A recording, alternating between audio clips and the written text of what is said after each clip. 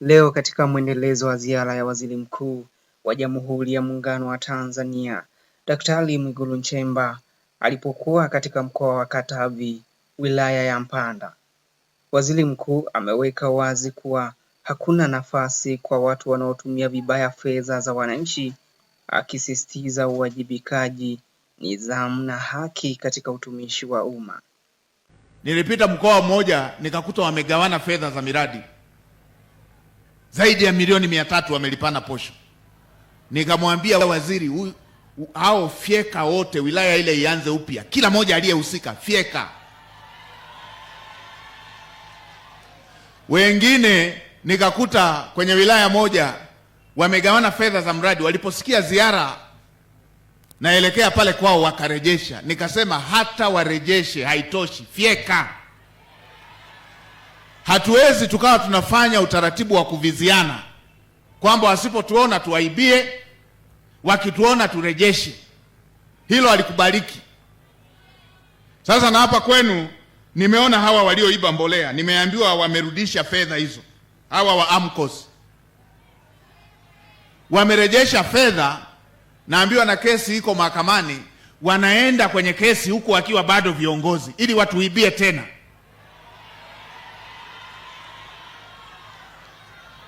Mrajisi yuko wapi? Mrajisi yuko wapi?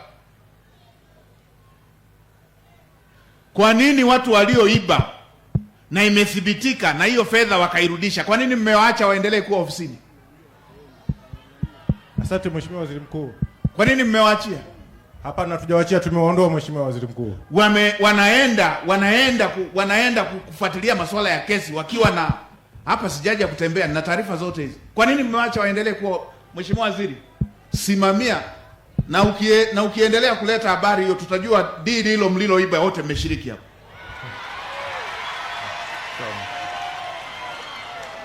Mheshimiwa Waziri, fuatilia hawa watu wasikae wiki nzima ofisini.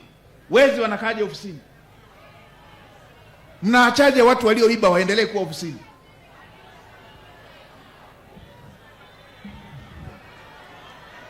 Mnasema hatua iliyochukuliwa fedha zimerudishwa. Wameiba ndio, fedha zimerudishwa. Tusingewaona wangerudishaje?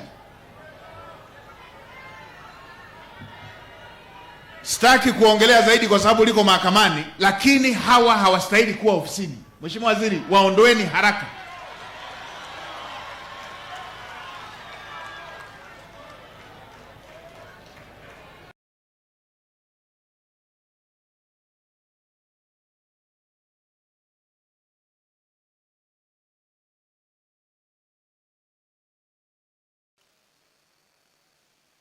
Hii ni ishara ya wazi kuwa hatua zinapaswa kuchukuliwa, maovu hayapaswi kuvumiliwa, na kila mmoja anapaswa kubeba uwajibikaji wake ili fedha za wananchi ziweze kutumika kwa haki katika ujenzi wa taifa nchini Tanzania.